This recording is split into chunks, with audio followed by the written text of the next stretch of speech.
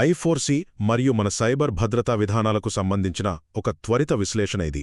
Online మోసాలు రోజురోజుకు విపరీతంగా పెరిగిపోతున్నాయి కదూ. మరి వీటి నుంచి ముఖ్యంగా మహిళల్ని, పిల్లల్ని రక్షించడానికి కేంద్రం తీసుకొచ్చిన ఐ4సి కమాండ్ సెంటర్ అసలు ఎలా పనిచేస్తుందో ఇప్పుడు తెలుసుకుందాం. మొదటగా న్యూఢిల్లీలో ఉన్న ఐ4సి వ్యవస్థ గురించి మాట్లాడితే, నిజం చెప్పాలంటే ఇది మన దేశ డిజిటల్ భద్రతకు ఒక సెంట్రల్ నర్వస్ సిస్టమ్ లాగా పనిచేస్తుంది. ఇది ముప్పును ముందుగానే పసిగట్టే టిఐయు అనే అనలిటిక్స్ టెక్నాలజీతో పాటు క్రైమ్ రిపోర్టింగ్ పోర్టల్, అలాగే హ్యాకర్లను పట్టుకునే ఫోరెన్సిక్ ల్యాబ్స్ను ఒకే వేదికపైకి తీసుకొస్తుంది.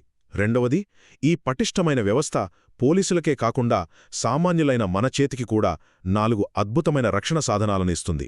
అవేంటంటే, ఆన్లైన్ ఆర్థిక మోసం జరిగిన వెంటనే ఫిర్యాదు చేయడానికి 1930 టోల్ ఫ్రీ నంబర్, భద్రతా సూచనల కోసం సైబర్ దోస్త్, నేరస్తుల లొకేషన్ పట్టించే ప్రతిబింబ్ టెక్నాలజీ మరియు వాలంటీర్ ప్రోగ్రాం. ఇక్కడ ఒక ఆసక్తికరమైన విషయమేంటంటే, మోసం జరిగిన వెంటనే 1930కి కాల్ చేస్తే బ్యాంకులు ఎంత వేగంగా స్పందిస్తాయో మీరు ఊహించగవరా? అక్షరాల నిమిషాల్లోనే అలర్ట్ అయిపోయి వాళ్లు మీ డబ్బును హోల్డ్లో పెట్టేస్తారు.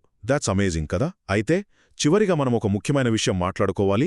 మనకు ఇన్ని టూల్స్ ఉన్నా సరే హ్యాకర్లు ఎప్పటికప్పుడు కొత్త దారులు వెతుకుతూనే ఉన్నారు. ఇటీవల పోయిన యాపిల్ ఐఫోన్ యూజర్లను టార్గెట్ చేస్తూ దాడులు జరుగుతున్నాయని ఐ4సి హెచ్చరించింది. నమ్మకమైన బ్యాంకుల పేరుతో నకిలీ లింకులు పంపి పాస్వర్డ్లు దొంగిలించే డొమైన్ స్పూఫింగ్, అలాగే ఫోన్లను లాక్ చేసి డబ్బులు డిమాండ్ చేసే ర్యాన్సమ్వేర్ దాడులు చేస్తున్నారు. ఇక్కడ అసలైన సమస్య ఏంటంటే, జనరేటివ్ ఏఐ వల్ల ఇప్పుడు నకిలీ ఈమెయిల్స్ 100% నిజమైనవిగానే కనిపిస్తున్నాయి.